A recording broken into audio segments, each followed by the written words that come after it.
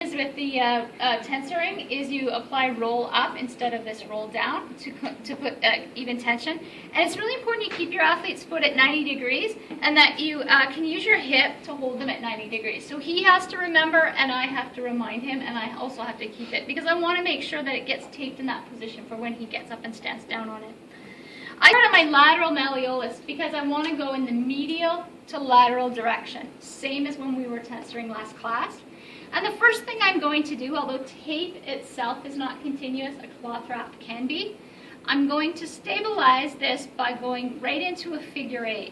So I'm going to go, you guys can't see behind me, but I'm going to go through the arch, his medial arch, around behind the ankle and back to the front again. So there's an 8, and it's an 8 because it encircles here and then it goes around there. It makes an 8.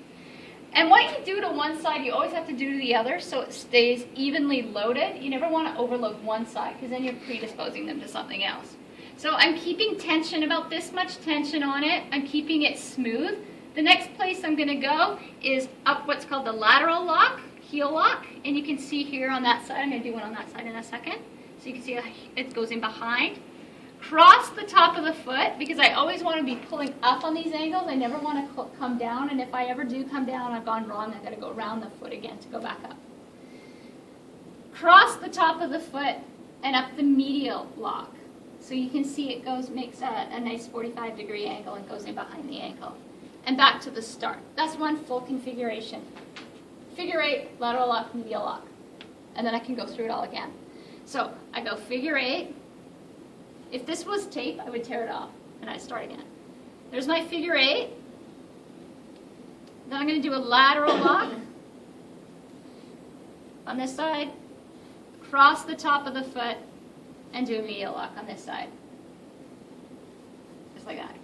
Now, if this was measured right for his proportions, I'd have a couple more lengths where I could go around the top here. But normally you would probably just tack this down with a bit of tape and then he would wear that over his sock and go to play on it.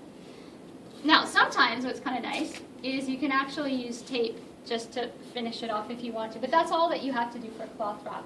That's going to be the final product of what you put over your tape once you put all the base down too, but you'll use tape to do it. So in that case what you would do is you'd go start on your lateral malleolus, you go into your figure 8.